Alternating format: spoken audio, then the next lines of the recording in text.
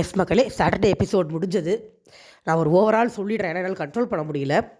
எஃப்ஜேக்கு அவர் கொடுத்த roast 100% perfect. அதில் எனக்கு மாற்று கருத்தே கிடையாது. கண்டிப்பாக எஃப்ஜேக்கு அந்த ரோஸ்ட் தேவை. ஏன்னா அவரோட என்ன சொல்கிறது, அவரோட எக்ஸ்பீரியன்ஸ் இருக்குது. அவர் ஏஜ் சின்ன பையன் தான், பட் எக்ஸ்பீரியன்ஸுக்கு அவருக்கு பொறுமையே கொஞ்சம் கூட இல்லை. அது எஃப்ஜே, அது முதல்ல விஜய் சேதுபதிக்கே இல்லை. அது அப்புறம் வருவோம். நம்ம எஃப்ஜேவோட குறைகள் எடுத்துக்கிட்டோம்னா கண்டிப்பாக இல்லை. ஸோ எஃப்ஜே சில தவறுகள் பண்ணியிருக்காரு, அதை கண்டிப்பாக அட்ரஸ் பண்ணும். அவர் வியானா சுற்றிட்டு இருக்கிறது நல்லாவே இல்லை, 100% நல்லால, கண்டிப்பாக அட்ரஸ் பண்ணணும் அவரை. ஆனால் அட்ரஸ் பண்ண விதம் இன்னும் கொஞ்சம் நல்லா இருந்திருக்கலாம் அப்படிங்கிறது என்னுடைய கருத்து. பட் சொன்னார், ஓகே, அது தப்பு இல்லை. எஃப்ஜே சொன்னது தப்பு இல்லை, ஃபைன், இது வரைக்கும் ஓகே. இதில் எனக்கு 2-3 இடத்துல விஜய் சேதுபதியோட பிரச்சனை இருக்குது. அவர் ஒன்றுமே பார்க்காம வராருங்க, ஜீரோ நாலேஜோடு வராருன்னு எனக்கு தோணுது. ஏன்னா பெஸ்ட் பெர்ஃபார்மன்ஸ் வந்து ஸ்டூடெண்ட்ஸ்லேருந்து டீச்சர்ஸ் சூஸ் பண்ணாங்க இல்லையா, ரம்யாவை சூஸ் பண்ணாங்க. அது நம்மளுக்கே நல்லதாக தெரியல. அவங்க எதுவுமே பண்ணல, நாட்டியாக இருந்திருக்கணும், அவங்கள தான் பெஸ்ட்டாக சூஸ் பண்ணியிருக்கணும். ரம்யாவை சூஸ் பண்ணது யார்? பார்வதி, பிரஜின் அண்ட் எஃப்ஜேன்னு நினைக்கிறேன். அமித்தும் கனியும் சொன்னது விக்ரம. இவர் சம்பந்தமே இல்லாமல் கனியை கிண்டல் பண்ணிகிட்டு இருக்காரு, தப்பாக சூஸ் பண்ணிட்டீங்கன்னு. என்ன தான் சார் ஷோ பார்க்குறீங்க? கேட்டுட்டு அது வரமாட்டிங்களா சார்? ஒழுங்கா டாக் பேக்கில் கூட சொல்ல மாட்டாங்களா? பார்வதியை தொடக்கூடாதுன்னு ஒரு முடிவோடு வந்துட்டார் அவர். அவன் சம்மந்தம்லாம் மற்றவங்க பண்ண தப்பு உட்காந்து கடியை கிண்டல் பண்ணிகிட்டு இருந்தார் ஒரு இடம். இன்னொரு இடம், திவ்யாவுக்கும் அமித்துக்கும் என்ன பிரச்சனை நடந்ததுன்னே விஜய் சேதுபதிக்கு தெரியல. அவர் அது என்னன்னு பார்த்துக்கவே இல்லை. திவ்யா ஒரு எக்ஸ்ப்ளனேஷன் கொடுக்குறாங்க, அதில் அவங்க வந்து கம்ப்ளீட்டாக அவங்க எல்லாத்தையும் சத்தம் பண்ணி எழுப்பி விட்டதை மறைச்சிட்டு அமித் மேலே தான் தப்புன்ற மாதிரி ஒரு மொக்க எக்ஸ்ப்ளனேஷன் ஒன்று கொடுக்குறாங்க. அதையும் கேட்டு கிராஸ் பண்ணி போயிட்டார் அப்படியே. அங்கே அமித் மேலே தப்பே இல்லை, அவர் நான் சென்ஸ்ன்னு ஏன் சொன்னாருங்கிறத கேட்டுக்கவே இல்லை, அட்ரஸே பண்ணலை, புரியலை. அப்படி தான் இருந்தது எனக்கு சீரியஸாக. அவர் ஷோவே பார்க்கல. அவருக்கு இன்றைக்கி கொடுக்கப்பட்ட ஸ்கிரிப்ட் எஃப்ஜேவை ரோஸ் பண்ணணும், பார்வதிக்கு சப்போர்ட் பண்ணணும். பார்வதி எஃப்ஜே கஷ்டப்படுத்திட்டாரு, நீங்கள் போய் அவங்களுக்கு நீதி வாங்கி கொடுங்க. அவங்க ஒரு ட்ராமா போட்டு கொஞ்சம் நல்லவங்க பேர் வாங்கிக்கிட்டோம், நம்ம அவங்க ஃபைனல் ஸ்ட்ரைக் தீட்டது முடிஞ்சால் கப்பை கொடுத்து முடிச்சு விட்ருவோம். ஏன்னா நம்ம சேனலுக்கு நிறைய லஞ்சம் கொடுத்துருக்காங்கன்னு யாரோ சொல்லி அனுப்பிச்சி விட்ட மாதிரி இருந்தது இன்றைக்கி விஜய் சேதுபதி பண்ணது. அதுலேயும் ஒரு இடத்துல கத்துறாரு பாருங்க எஃப்ஜே கிட்ட, சீரியஸாக ஒரு ஹோஸ்ட்டுக்குரிய தட்டியே அது கிடையாது. அங்கே இருக்கிறவங்க, உள்ளுக்குள்ளே இருக்கிறவங்க அவ்வளோ ப்ரெஷரில் உட்காந்துருப்பாங்க. ஒரு வாரம் நல்லாயிருக்கும், ஒரு வாரம் அவங்களால நல்லா பண்ண முடியாது, குழப்பத்தில் இருப்பாங்க, என்னென்னமோ மைண்ட் ப்ரெஷர் வரும். ஒரு ஹோஸ்ட்டுக்கு இதெல்லாம் புரியணும். இதை புரிஞ்சு அவங்களுக்கு புரிகிற மாதிரி எடுத்து சொல்லி அவங்க கேமை மாற்றணும். ரொம்ப தேவைனாதான் கத்தணும். இவர் இப்படி கத்தி கூப்பாடு போடுற அளவுக்குலாம் அங்கே ஒன்றும் நடக்கலை. எவ்வளவோ கியூசி டாஸ்கில் தூக்கி எரிஞ்சிட்டு பார்வதி போனப்பெல்லாம் விஜய் சேதுபதிக்கு இந்த கோபம் வரவே இல்லை. தூக்கி எரிஞ்சிட்டு போனங்க ஒரு ஒரு கட்ட ஷட்டாக அவங்க சடியை அப்படி இப்படின்னு கத்துறாங்க, கெட்ட வார்த்தை சொல்லி கத்துறாங்க. அப்போ விஜய் சேதுபதிக்கு இந்த கோபம் வரல. எனக்கு புரியல. அவர் பார்வதியவே 2 வாரமாக தான் திட்டினாரு. அதுக்கிடையில் இந்த கூஜா வேற, இவ்வளோ கூஜா வேற தூக்கியாச்சு. சீரியஸ்லி விஜய் சேதுபதிக்கு சுத்தமாக ஹோஸ்ட் பண்ண தரலன்றது என்னோட கருத்து. நீங்கள் மற்றவங்களுக்கு எல்லாருக்கும் மாற்று கருத்து இருக்கலாம், ஆனால் அதே கருத்து எனக்கு இருக்கணும்னு அவசியம் இல்லை இல்லையா? என்னையை பொறுத்த வரைக்கும் எனக்கு அவருக்கு சுத்தமாக ஹோஸ்ட் பண்ண தரல தான் நான் சொல்லுவேன். பொறுமையே இல்லை. ஒரு விஷயத்தை அட்ரஸ் பண்ணும்போது நீங்கள் எதிரில் இருக்கிறவங்களுக்கு புரிகிற மாதிரி சொல்லணும். எதிரில் இருக்கிறவங்க வாயை மூடுற மாதிரி சொல்லக்கூடாது. வாய் மூடினா போதும், புரிஞ்சுக்காட்டி போட்டுன்ற மாதிரி பேசுகிறார் அவர். ஓகே, நம்ம வரிசையாக போயிடுவோம். இந்த வெள்ளிக்கிழமை எபிசோடில் ஆரம்பிக்குது. ஃபஸ்ட்டு ஒரு 2 மினிட்ஸ் கம்ப்ளீட்லி அன்னெசரி கண்டென்ட். எஃப்ஜேவும் வியானாவும் என்னத்தையோ பேசிட்டு இருந்ததுங்க, தேவையில்லாத பேச்சது, அதை விட்டுருவோம். அடுத்த நாள் காலையில் தான் எஃப்ஜே சாண்ட்ராட்ட சொல்கிறார், இந்த மாதிரி எனக்கு கையில் பெருசாக அடிலாம் இல்லை, பார்வதி பாத்திரம் கழுவிட்டு தான் நான் விட்டேன், எந்த வேலையும் செய்யாமல் தான் சுற்றிட்டு இருந்தா இத்தனை வாரமா, செய்யட்டோன்னு விட்டேன் அப்படின்னாரு. தப்பு தான். ஏன்னா அவங்க பீரியட்ஸில் இருந்தாங்க. அந்த சாண்ட்ரா சொல்கிறாங்க, பீரியட்ஸில் இருந்தானா அவளுக்கு முடியலை, இந்த டைமில் அதை பண்ணியிருக்கக்கூடாது அப்படின்னா அது அவர் ஒரு மாதிரி மழுப்புனார். அது எனக்கும் பிடிக்கலை, அது தப்பு. ஒரு பொண்ணாக நான் இந்த இடத்துல சொல்கிறேன், பீரியட்ஸில் நிற்கும் போது பயங்கர வலி இருக்கும். அப்படி இருக்காங்கன்னு தெரிஞ்சும் நீ தனியாக என்னமோ வேலை பண்ணிட்டு போ, நான் கண்டுக்க மாட்டேன், நான் ஏன் லவ்வர் பின்னாடி தான் சுற்றுவேன் அப்படின்னு எஃப்ஜே பண்ணது மிகப்பெரிய தவறு. அதுக்கு அவருக்கு இன்றைக்கி விழுந்த ரோஸ்ட் கட்டாயமாக விழணும். எனக்கு இந்த இடத்துல எனக்கு எஃப்ஜேக்கும் விஜய் சேதுபதிக்கு நடந்ததில் பெருசாக பிரச்சனையே இல்லை. இன்னும் கொஞ்சம் தன்மையாக, அதாவது இன்னும் கொஞ்சம் அழுத்தமாக சொல்லி, கத்துறதுக்கு பதிலாக அழுத்தமாக சொல்லியிருக்கலான்றது மட்டும் தான் என்னோடய பாயிண்ட் ஆஃப் வியூ. பட் வேறு நிறைய இடத்துல எனக்கு விஜய்ஸோட பிரச்சனை இருக்குது. இதில் கனி வேற போய் கேட்குறாங்க, என்னடா பண்ணுற நீ, தெரிஞ்சு தான் பண்ணுறியா அப்படின்னா, இல்லை நாங்கள் லவ்லாம் பண்ணல, ஷோக்காக தான் பண்ணுறோன்னு தெளிவாக சொல்கிறாரு. அப்போ அது லவ் கருமமும் கிடையாது. அப்போ அவர் போன வாரம் ஃபுல்லாக டாஸ்க் விளையாட வேணான்னு ஒரு லெத்தாஜிக்காக இருந்தார். அதுக்கு காரணம் என்னென்னா, ஒஸ்ட் பெர்ஃபார்மன்ஸ் வந்தார். நம்மளை ஒஸ்ட் பெர்ஃபார்மன்ஸ் எப்படியும் சொல்ல முடியாது, நம்ம எப்படியும் தலை போட்டியில் இருக்கோம். ஸோ நம்ம வந்துடுவோம் ஒரு நம்பிக்கையில் அவர் இருந்திருக்காரு. அப்போ நான் நேற்று வந்து இதுக்கு நான் பிக் பாஸே திட்டினேன், ஐம் சாரி, அவர்கிட்ட பிடுங்கினது கரெக்ட் தான், நானே சாரி கேட்டுக்கிறேங்க. அவர்கிட்ட அந்த பொசிஷனை பிடுங்கினது கரெக்ட் தான். ஏன்னா அவர் அப்படி ஒரு எண்ணத்தில் இருந்திருந்தாருன்னா அதை அலோவ் பண்ணக்கூடாது. எனக்கு இங்கே வர்றதில் ஒரே ஒரு கேள்வி தான், அது என்னடா என்ஜாய் பண்ணும்போது சபரி பண்ணும்போதெல்லாம் இவ்வளோ தூரத்துக்கு எல்லோரும் கவனமாக வந்து தூக்கி போட்டு மிதிக்கிறீங்க, ஆனால் பார்வதி பண்ணும்போது எல்லாம் ஏன்டா தூங்க போயிடுறீங்கன்னு மட்டும்தான் என் கேள்வியாக இருந்தது. ஓகே, ஸோ இந்த இது ஃப்ரைடே இது முடிஞ்சோடனே மறுபடியும் சாட்டர்டே வராங்க, ஆரம்பிக்கிறாங்க. எனக்கு ஆரம்பித்த உடனே விஜய் சேதுபதி சொன்னதே பிடிக்கல. பாராட்டுற மாதிரி பாராட்டலாம், முதல்ல பாராட்டிட்டு அப்புறம் திட்டலாம், என்னது இது, ஏன் மனசார தான் பாராட்டுங்களேன். உண்மையிலே எஃபர்ட் போட்டவங்க இருக்காங்கல்ல. போன வாரம் ஃபுல்லாக சுபிக்ஷா ஆகட்டும், விக்கல்ஸ் ஆகட்டும், வியானாவை கூட நான் சொல்கிறேன், வியான் ஆகட்டும், வினோத் ஆகட்டும், கம்ருதீன், அரோரா, இந்த பக்கம் எடுத்துக்கிட்டிங்கன்னா பார்வதி, நான் பார்வதியும் சேர்த்துக்கிறேன், ஏன்னா அவங்களும் எஃபர்ட் போட்டாங்க. பார்வதி, கனி, அமித், பிரஜித், எல்லோரும் ஏதோ ஒன்று பண்ணிடணும், நல்லா இல்லைன்னு பேர் வாங்கிடக்கூடாதுன்னு அவ்வளோ எஃபர்ட் போட்டாங்க. மனசார பாராட்டுங்களேன். இன்னும் கொஞ்சம் பண்ணியிருக்கலான்னு சொல்கிறது பிரச்சனை இல்லை. மனசார நல்லா இருந்தது, நீங்கள் ஒரு எஃபர்ட் போட்டிங்கன்னா அந்த மனசார பாராட்டினா என்ன, அது என்ன பேச்சு, பாராட்டுற மாதிரி பாராட்டலாம் அப்புறம் திட்டலாம் அப்படின்னு. அதுவும் அந்த இடத்துல ஒரு ஹோஸ்ட்டுக்கு அழகே இல்லை. அவர் என்னவோ பர்சனல் வெஞ்சன்ஸை கொட்டுற மாதிரி பேசுகிறாரு, அது எனக்கு சுத்தமாக பிடிக்கல. அப்புறம் எல்லோரும் கை தட்டுங்கன்னு சொல்லி உள்ளே கூட்டிகிட்டு போகிறது, அது ஏன் நீங்கள் அவங்க ஆல்ரெடி மனசளவில் பயங்கரமாக குழம்பி போய் தான் உட்காந்துருப்பாங்க. அவங்க பண்ணுற தப்புன்னு விஜய் அட்ரஸ் பண்ணுறதே அவங்களுக்கு உடனே புரியாது. அவங்க உட்காந்து ப்ராசஸ் பண்ணி என்ன தப்பு பண்ணணும்னு கண்டுபிடிச்சி அதுலேருந்து ரெக்டிஃபை பண்ணி வர்றதெல்லாம் ரொம்ப கஷ்டம். இதுக்கிடையில் கைத்தட்டை வேறு வச்சு எதுக்கு நீங்கள் குழப்பணும், கைத்தட்டுங்க குழம்பட்டும். எனக்கு புரியவே இல்லை சீரியஸாக. அது ஆக்சுவலாக ஷோ பரவாயில்லாமல் தான் போகுது, ஓகேவாக தான் போகுது. இவர் பண்ணுறது தான் ரொம்ப மோசமாக இருக்குது எனக்கு தெரிஞ்சு. விஜேஎஸ் தான் எல்லாத்தையும் குழப்பி குளறுபடியாக்கி மோசம். இது ஆதிரை வேறு ரீஎன்ட்ரியான், தேவையே இல்லாத ஆடி இருக்கிறவங்களே சகிச்சுக்க முடியாமல் இருக்காங்க. டபுள் எக்ஸ்ட்ரா பண்ணி தூக்கி போடுங்க, கொஞ்சமாக கேம் ஷோ பார்க்குற மாதிரி இருக்கணும், நம்ம புலம்பிகிட்டு இருக்கோம். இதில் ஒரு ரீஎன்ட்ரி வேறு தேவையாக இந்த நேரத்தில் எனக்கு புரியல. ஸோ உள்ளே போகிறாரு, கை தட்டுறாங்க, எல்லோரும் சந்தோஷப்படுறாங்க, உட்காந்துடுறாங்க, நல்லா இருக்குன்னு சொல்லி பாராட்டுறாரு. அதான் உண்மையான பாராட்டலன்னு இவரே சொல்லிட்டாரு, எல்லாரோட கெட்டப்பும் நல்லா இருந்தது அப்படின்னாரு. ஆக்சுவலாக அதை அவர் மனசார சொல்லியிருக்கணும், ஏன்னா எல்லோரும் ஏதோ ஒரு எஃபர்ட் போட்டு கெட்டப்லாம் சேஞ்ச் பண்ணி அவ்வளோ மெனக்கிட்டாங்க. அவர் முன்னாடி ஒரு இன்ட்ரடக்ஷன் மாதிரி ஒரு கன்றாவியாக அவனுக்கு கொடுத்தாருல, உள்ளே வர முடியாது, கொடுக்காம இதை சொல்லியிருந்தாருன்னா சந்தோஷமாக இருந்துருவோம். ஸோ எல்லோரையும் ஒரு தடவை பாராட்டினார். அதுக்கப்புறம் அவர் எடுத்தோடனே கேப்டன்சிக்கு தான் போகிறார். கேப்டன்சி எப்படி இருந்தது, கேப்டன் என்ன பண்ணாருங்கும் போது எல்லாருமே இல்லை, அவர் ஒன்றுமே பண்ணல, 2 ரோல்லையுமே இல்லைன்னு சொல்லிட்டாங்க. அது உண்மை, 100% உண்மை. ஸோ எஃப்ஜே எழுப்பி கேள்வி கேட்கும்போது அவர் நான் இது பண்ணேன் அது பண்ணேன், நடுவில் வந்து வியானா சப்போர்ட் பண்ணுற மாதிரி பேசின உடனே அங்கே ஒரு அடி, நீங்கள் உங்களுக்கு மட்டும் அவர் பண்ணுற தப்பு கண்டுக்கு தெரியலையா அப்படின்னு சொல்கிறாங்க.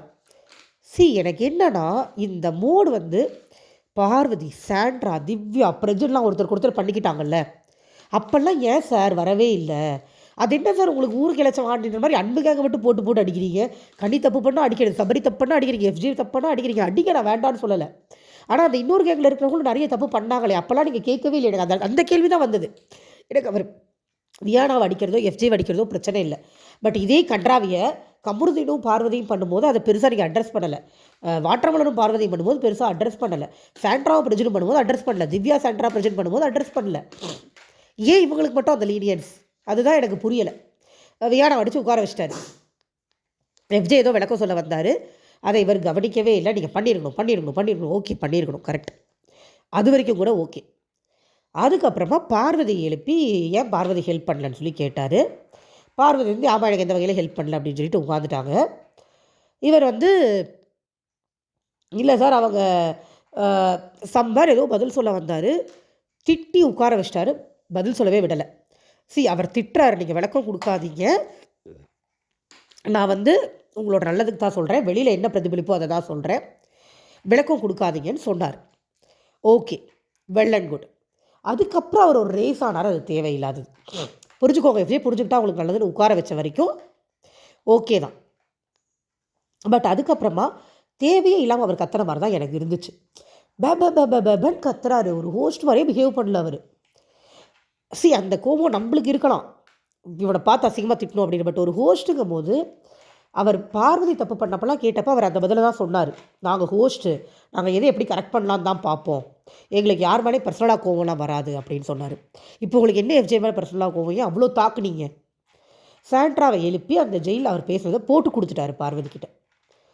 வெரி குட், சூப்பர், எக்ஸ்போஸ் பண்ணீங்க. ஆனால் ஏன் எஃப்ஜேவை மட்டும் எக்ஸ்போஸ் பண்ணீங்க? எனக்கு மறுபடியும் அதே கேள்வி தான். ஏன் நீங்கள் வேறு யாரையுமே எக்ஸ்போஸ் பண்ணலை? பார்வதி அசிங்கமாக பின்னாடி பேசுறது எப்பயுமே எக்ஸ்போஸ் பண்ணல. சாண்ட்ரா, பிரஜன், திவ்யாலாம் உட்காந்து எவ்வளவோ பேசியிருக்காங்க எல்லாரையும், எதையுமே எக்ஸ்போஸ் பண்ணல. சபரி கை வலிக்கும், அந்த இதை பிடிங்கிடலான்னு கேப்டன்சி டாஸ்கில் பேசினாங்க, அதை எக்ஸ்போஸ் பண்ணலை. உங்களுக்கு வேண்டியவங்க பண்ண எதையுமே நீங்கள் எக்ஸ்போஸ் பண்ணல.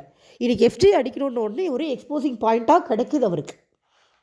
அதை மட்டும் எக்ஸ்போஸ் பண்ணிவிட்டார். பார்வதி உடனே ஓடும் அழுக. உடனே எல்லாரும் போய் எஃப்ஜே ஏதோ பெரிய பாவம் பண்ணிட்டான்ற மாதிரி பார்வதி கிட்டே போயிட்டாங்க. சரி, அந்த இடத்த கூட நம்ம பாசிட்டிவாகவே எடுத்துக்கலாம். ஏன்னா விடிய விடிய வேலை பார்த்துருக்காங்க, இவங்க வந்து வேணும்னே வேலை பார்க்க வச்சுட்டார் எஃப்ஜே. கையில் பெரிய அடி இல்லை அப்படிங்கும்போது அது அவங்களுக்கு ஹர்ட் ஆகுது, கரெக்டுன்னு நான் வச்சுக்கிறேன். ஓகேவா? எல்லோரும் போய் சமாதானம் பண்ணதும் கரெக்டாக தான். சரி, அழுகாத விட அதான் எக்ஸ்போஸ் ஆகிடுச்சுல, விட்டுருன்னு சொன்னாங்க. அதுவும் ஓகே. அங்கே எஃப்ஜே பண்ணது தப்பு தான். எனக்கு மறுபடியும் எல்லா இடத்துலையும் வர்ற ஒரு கேள்வி, இதை நீங்கள் எல்லாருக்கும் பண்ணியிருந்தா நான் ஃபயர் விட்டுருப்பேன். ஆனால் பர்டிகுலராக கனியோ சபரியோ எஃப்ஜேவோ மாட்டும் போது மட்டும் இவ்வளோ இறங்கி போய் செய்கிற விஜேஎஸ் முதல் 4-5 வாரங்களில் நிறைய தவறுகள் செய்த வாட்டர்மேனோ இவங்களோ பார்வதியோ மாட்டும் போது இது எதையுமே செய்யலை அப்படிங்கிறது மட்டும்தான் என்னோடய பாயிண்ட். ஸோ பார்வதி ஓன் அழுக, இவங்க எல்லோரும் சமாதானப்படுத்தி கூப்பிட்டு வர. அப்புறம் வியானா வந்து சொன்னாங்க, இது பண்ணாத, தப்பாக போகுது அப்படின்னாங்க. அப்புறம் அரோராவும் சொன்னாங்க, ஆட்டிடியூட் காமிக்காத அப்படின்னாங்க. ஆட்டிடியூட் பிரஜின் காமிச்சார்ல, காமிக்காமல் இருந்தாரா? பிரஜின் காமிச்சதை விட எஃப்ஜே காமிச்சிட்டாரு. ஏன் பார்வதி ஆட்டிடியூட் காமிச்சதே இல்லையா? மூஞ்சில் எவ்வளோ எக்ஸ்பிரஷன் கொடுப்பாங்க. 2 தடவை வார்ன் பண்ணாரா? அவங்க பண்ணாமல் இருக்காங்களா? இன்றைக்கும் அப்படி தான் பண்ணிகிட்டே தான் இருக்காங்க. அவருக்கு வேண்டியவங்க பண்ணால் பிரச்சனை இல்லை, வேண்டாதவங்க பண்ணால் தப்பு. இவ்வளோ பெரிய சீன் பார்வதி கிரியேட் பண்ணுறதுக்கு இடம் கொடுத்தவர் எல்லாருக்கும் அந்த இடத்த கொடுத்துருக்கணும் அப்படிங்கிறது மட்டும்தான் நான் சொல்கிறது. கனியை கிளவின்னு சொன்னது தெரிஞ்சுக்கிற உரிமை கனிக்கு இருக்குது. அமித் வந்து நான்சென்ஸ் எதுக்கு சொன்னாருன்னு தெரிஞ்சுக்க எல்லாருக்கும் அது தெரியணுன்ற உரிமை அமித்துக்கு இருக்குது. எல்லாருக்குமே அந்த மாதிரி உரிமைகள் இருக்குல்ல. அவங்க தப்பே பண்ணாமல் எத்தனையோ கெட்ட பேர் வாங்கியிருக்காங்க. ரொம்ப பார்ஷியலாக விஜேஎஸ் பண்ணுறாருங்கிறது மட்டும்தான் என்னுடைய கருத்து. நான் இங்கே பிஆர் டீம்ஸ்க்கு மறுபடியும் சொல்கிறேன், நான் எஃப்ஜேக்கு சப்போர்ட்டே பண்ணல. எனக்கும் எஃப்ஜே பண்ணது எதுவுமே பிடிக்கல. அவர் எலிமினேட் ஆகி போகணும்னு தான் இருக்குது. அவரோட கேப்டன்சி பிடுங்கினதுமே கரெக்டு தான். ஆனால் இது ஒருத்தருக்குன்னு வரும்போது ஹெவியாக ஆகிற ரோஸ்ட், அடுத்தவங்களுக்கு வரும்போது ரொம்ப மைல்ட் ஆகிடுது அப்படிங்கிறது மட்டும்தான் என்னுடைய ஒரே பாயிண்ட். இப்போ எப்படின்னா, அவங்க என்ன வேணாலும் தப்பு பண்ணிக்கலாம், என்ன வேணாலும் இரிட்டேட் பண்ணிக்கலாம். நீங்கள் கொடுக்குற எதிர் ரியாக்ஷன் கூட தவறுன்ற மாதிரி சொல்கிறதா எனக்கு சரியாக படலை. அவங்க பண்ண தப்பையும் அட்ரஸ் பண்ணுங்கள், இவங்க பண்ண தப்பையும் அட்ரஸ் பண்ணுங்கள். எஃப்ஜே இவ்வளோ அடித்தவர் அமித் ஒரு விஷயத்தை பர்சனலாக இருக்குது வேண்டாம் பண்ணாதீங்கன்னு சொல்லியும் பார்வதி அதை பர்பஸ்ஃபுல்லாக பெருசு பண்ணி அதை நைட்டு விக்ரம் சொல்ல வேறு சொன்னார்.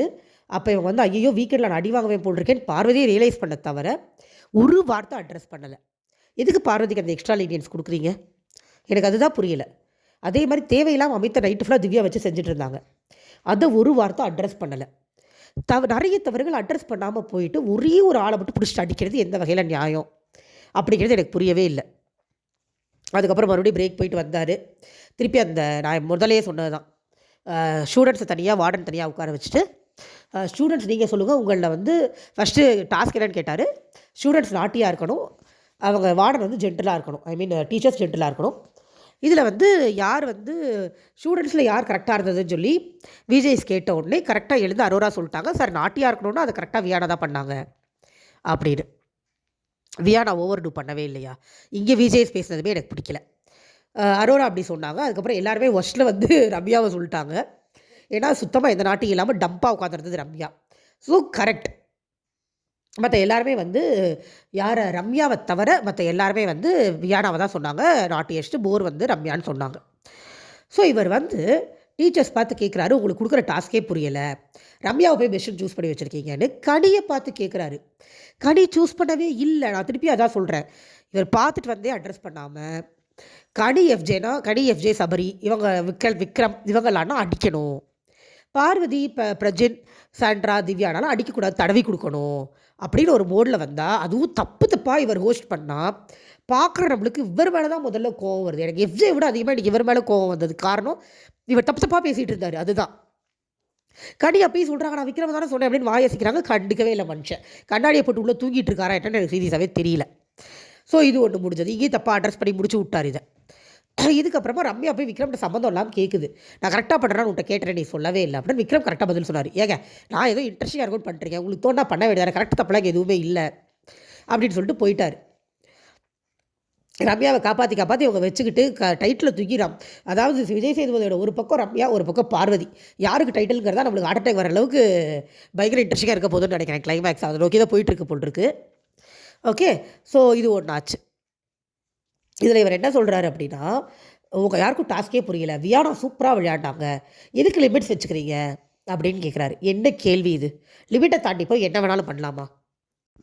என்னவாக இருந்தாலும் ஒரு பப்ளிக் ஷோவில் இருக்காங்க, லிமிட் தாண்டக்கூடாதுங்கிறது ஒரு அடிப்படை. அது அவங்களே தெரிஞ்சு விளையாடுறாங்க. இவர் லிமிட்ஸ் வச்சுக்காதீங்கன்னா எனக்கு இது இன்னும் ஒரு ஸ்டெப்பு வியானா ஓவர் டூ பண்ணியிருந்தாங்க, இவங்க கண்ட்ரோல் பண்ணாமல் ஓவர் டூ பண்ணியிருந்தாங்கன்னா இவரே வந்து திட்டிருப்பார் வீக்கெண்டில். எதுக்கு லிமிட் வச்சுக்கிறீங்கன்னு ஒரு கேள்வி ஒரு ஹோஸ்ட் கேட்கலாமா? அவங்களே 5 அறிவு 6 அறிவு இருக்கிற மனுஷன், எங்கே நிறுத்தணும்னு அவனுக்கு தெரியும். அவன் தெரிஞ்சு நிறுத்துறான், இவர் ஏன் நிறுத்துறீங்கன்னு கேட்குறாரு. எதுக்கு எல்லை மீறி போகணும்? எப்படி சொல்லுவார் பிக் பாஸ்? எனக்கு புரியல. ஒரு சீசனில் கை எடுத்துக்கிற வரைக்கும் வேடிக்கை பார்த்தவர் தான் பிக் பாஸ். இன்னொரு சீசனில் எகிரி குதிக்கிற வரைக்கும், ஃபஸ்ட் சீசனில் எகிரி குதிக்கலாம் வேடிக்கை பார்த்துட்டு இருந்தார். பிக் பாஸால் ஓடிலாம் வர முடியாது. அங்கே இருக்கிற ஓடி வர்றதுக்குள்ளே இங்கே என்ன அசம்பாவிதம் வேணாலும் நடந்துடும். கையை நீட்டுறது, கையை அறுத்துக்கிறது, ஒரு லிமிட்டை தாண்டி போடுறது எல்லாமே நடக்கும். அவங்களுக்குள்ள ஒரு கண்ட்ரோல் இருக்கணும்ல. உங்கள் கண்ட்ரோலோட விளையாடுங்கன்னு அட்வைஸ் பண்ணுவாங்களா, கண்ட்ரோல் இல்லாமல் விளையாடுங்கன்னு அட்வைஸ் பண்ணுவாங்களா? அது இவ்வளோ ஒரு பேட் அட்வைஸ். அதுவும் பார்வதிலாம் அந்த அட்வைஸ் அப்படியே எடுத்துப்பாங்க. அவங்க கண்ட்ரோல்லாம் போயிட்டு விஜேஎஸ் தான் சொன்னாருன்னு சொல்லுவாங்க.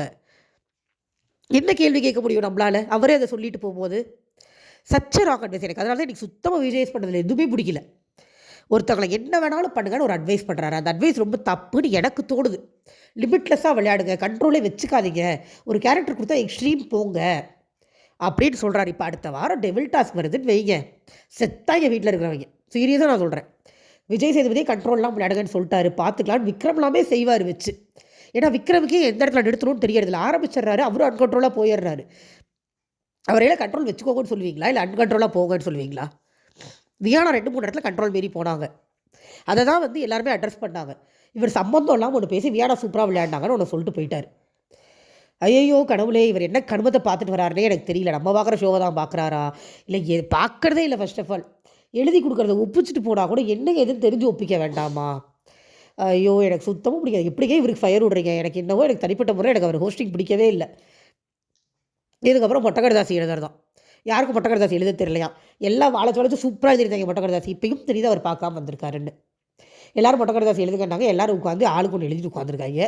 இதில் ரம்யாவை எழுது மொட்டக்கடதாசினா என்னங்க சார் அப்படின்னு ஒரு கேள்வி கேட்டுச்சு. அவங்களுக்கு ஒரு விளக்கத்தை கொடுத்துட்டு போயிட்டார். நான் நாளைக்கு வரேன் அப்படின்ட்டு போயிட்டார். நாளைக்கு யாருமே எலிமினேஷனில் ஒரு தகவல், ஆதிரை ரீஎன்ட்ரின்னு ஒரு தகவல், 2 தேவையில்லாதது. 2 பேர் தூக்கி வெளில போட வேண்டிய இடத்துல யாரும் எலிமினேட் பண்ணாமல் ஒரு ஆளை தூக்கி எக்ஸ்ட்ரா உள்ளே விட்றீங்க, என்ன கன்றாவி இது அப்படிங்கிற மாதிரி தான் பார்க்குற நம்மளுக்கு இருக்குது. ஏன்டா எங்களை சோதிக்கிறீங்க அப்படின்னு தான் இருக்குது நம்மளுக்கு. பார்க்கலாம் அடுத்த வாரமாக நம்ம. இதில் வந்து நிறைய பேர் வந்து கனியை காப்பாற்றுறாங்க சேனலுங்கிறாங்க. இங்கே நான் ஒரே ஒரு விஷயம் தெளிவுபடுத்திக்க விரும்புகிறேன். கனி எலிமினேட்டர்னு வர்றது சேனல் கொடுக்குற இன்ஃபர்மேஷனில் அது காசிப். அது இவங்களாம் அஷ்யூம் பண்ணி போட்டுக்கிறது. இல்லைனா உள்ளுக்குள்ளே மேபி கனியை எலிமினேட் பண்ணுவாங்கன்னு ஒரு அசம்ஷனில் சொல்கிறது. கனி இல்லை லீட் ஷோட்டில் வந்தவங்கன்னு பார்த்தவங்க யாரும் கிடையாது. அஃபிஷியல் ஆதாரம் இதுவும் கிடையாது. அப்படிங்கும் போது இது சுத்த பைத்தியக்காரத்தனம். கனியை காப்பாற்றுறாங்கன்னு சொல்கிறது. ஞாயிற்றுக்கிழமை ஈவினிங்க்கு சேனல் எடுக்கிற டிசிஷன் தான். ஒன்ஸ் ஞாயிற்றுக்கிழமை போன ஆடியன்ஸ் வெளியில் வந்தால் மட்டும்தான் உண்மை நிலவரம் தெரியும். அது வரைக்கும் வர்றது எல்லாமே அசம்ஷன்ஸ் தான். யாரையும் காப்பாற்றலை. ரம்யாவை காப்பாற்றுறாங்கன்னா சொல்லுங்கள், நான் ஒத்துக்கிறேன். ஏன்னா ரம்யா எப்போயோ போயிருந்திருக்க வேண்டியது. 3 வாரமாக எதுக்குடா இந்த ஃபர்னிச்சர் உள்ளே இருக்குன்னு தெரியாமல் ரம்யா வச்சுக்கிட்டு இருக்காங்க. அதுக்கு என்ன காரணம் அப்படிங்கிறதே நம்மளுக்கு புரியல. நல்லா விளையாண்ட பிரவீன் எல்லாம் அமுச்சு விட்டு போட்டு ரம்யா உள்ளே வச்சு எதுக்கு வேடிக்கை பார்க்குறாங்க அப்படிங்கிறது சீரியஸாகவே எனக்கு தெரியல. ஓகேவா? ஸோ இன்றைக்கி இவ்வளோ தான் நடந்தது. விஜேஎஸ் எஃப்ஜேவை ரோஸ்ட் பண்ணதை தவிர வேறு எதுவுமே அவர் பார்க்காம, எதுவுமே தெரிஞ்சுக்காமல் ஒத்த கண்டென்ட் தூக்கி பேக்கெட்டில் போட்டு வந்திருக்காரு அப்படிங்கிறது ரொம்ப ரொம்ப வருத்தத்துக்குரிய விஷயம். அப்புறம் இவங்களோட ஸ்கூல் ஃப்ரேம் ஒன்று வந்தது, அது பார்க்க நல்லா இருந்தது. அந்த ஒரு விஷயம் நான் விட்டுட்டேன் சொல்லாமல். மற்றபடி இவர் இவ்வளோ மோசமாக வரக்கூடாதுங்கிறது என்னுடைய கருத்து. கொஞ்சமாவது பார்த்து தெரிஞ்சுக்கிட்டு வந்தால் தான் பார்க்குற நம்மளுக்கு இன்ட்ரெஸ்டிங்காக இருக்கும். ஒன்றுமே பார்க்காம தப்பாக அட்ரஸ் பண்ணால் நம்மளுக்கும் போர் தான் அடிக்கும். நாளைக்கு சந்திக்கலாம். சப்போர்ட் பண்ணுங்கள். நன்றி.